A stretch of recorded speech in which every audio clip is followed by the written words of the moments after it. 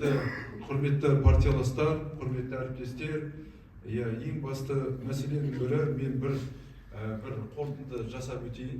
Өйткені біздің партиямызда, біздің партияларымыздың мүшесі партия үшін маңызды. Біз жаңа Қазақстанның жаңа партиясымыз. Біз оны мақтанышпен айта аламыз.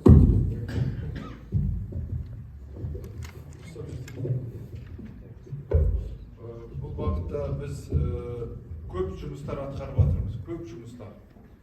Расымен де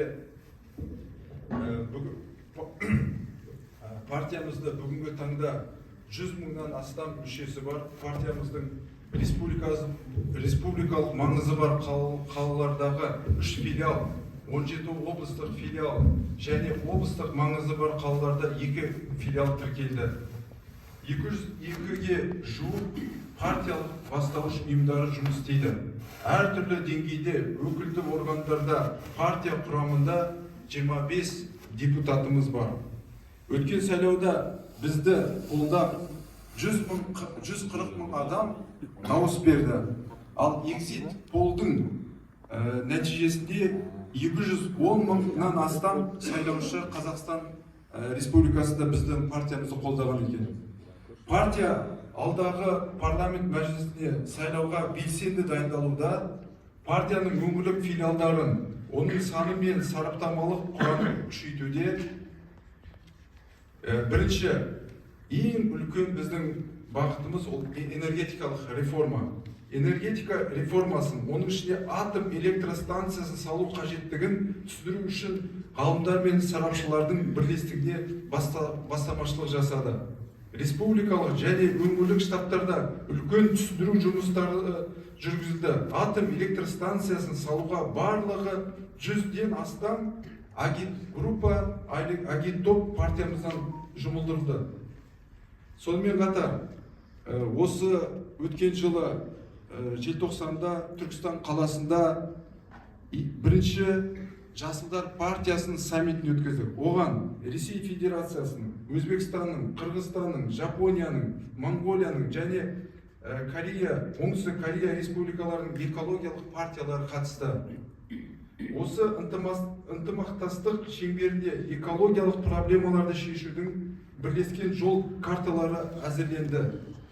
Маңызды жобалардың қатарында Арал, Каспий, сондай-ақ Семей ядролық сынақ полигонының зардаптары туралы айтылды. Сонымен қатар 2023 жылы арнайы Дубайда өткен COP28 және 2024 жылы өткен Бакудағы COP29 жаһандық климаттық конференцияға біздің партиямыз қатысты. Төртінші, Арал 2024 халықаралық саммит біз Түркістан қаласында өткіздік. Бесінші, партия жанынан ғалымдар мен сарапшылардың республикалық кеңесі құрылды. Ғалымдарды біз жасыл белдеу бағытында ғылыми институттарды біріктіріп, ғылыми негіздеме арқылы жасыл белдеулерді тұрғызуды біз қолға алып жатыр біздің партиямыз. Әр қалада, енді мына Шымкент қаласын айтатын болсақ, Шымкент қаласында жасыл белдеу мәселесі көтерілді, бірақ бүгін енді нәтижесі көрінбей жатыр. Бірақ бұған біз біліп отырмыз, бұған ғылыми негіздеме қажет. Ағашты жерге отырғызған кезде оның ғылыми негіздемесі болмаса, ол ағаш өспей қалады. Оны жан-жақты қарауымыз керек. Ол қайдан суғарылады, ағаштың қандай түрі, оның бәрін тек қана ғылым ғана бұған жауап береді. Міне осы бағытта біздің Байтақ Жасылдар партиясы 3 институттың, ғылыми институттың мемлекеттік біріктіріп, осы бағытта жұмыс жасап жатырмыз. Алтыншы, партия жанынан республикалық әйелдер кеңесі құрылды. Бұл гендерлік саясат, бұл біздің еліміз үшін маңызды. Әйел қауымның белсенділігін арттыру, аймақтарда, республикада әйел адамдардың саясатқа араласуын, әйел адамдардың депутаттық креслода көп отырғызуға, әкімдердің сайлануына біздің партиямыз барлық күшін салып жатыр. Осы бағытта біз партияның қасынан әйелдер кеңесі құрдық. Міне осыған байланысты айта кетейін, біз міне Шымкент қаласында да әйелдер кеңесін құрамыз. Сол енді біз мына Нұргүл ханымды сол әйелдер кеңесінің төрайымына енді үміткер ретінде ұсынып отырмыз. Мүмкін басқа да адамдар бар шығар. Бір орныңызда тұрып жүрсеңіз, міне өзі бизнесмен, кәсіпкер, қазір мына қоғамдық жұмыспен араласып, көптеген мәселелерге былай айтқанда белсенді араласып жатыр. Ол өте жақсы. Міне Әлия, мықты блогер, журналист, біздің міне батыр қыздарымыз біздің. Ұлт болатын мемлекет бірінші қыздарын сыйлау керек, қыздарын өсіру. Біз бәріміз қыздан, әйел адамнан туғанбыз. Біз бәріміз. Қыздары мықты ұлттың, ұлдары мықты болады. Мықты әйелден мықты ұл туады. Осыны еске сақтау керек. Міне, ол психологиялық ұлдың мінез құлқы анасынан беріледі. Генетикалық білімі, ақылы, интеллект тек қана анасынан беріледі. Сондықтан міне әйелдер кеңесіне біз партия барлық көңіл бөлеміз. Біз әйелдер кеңесі арқылы әйелдер қауымын біз күшейтеміз. Саясатқа араласуын күшейту керек.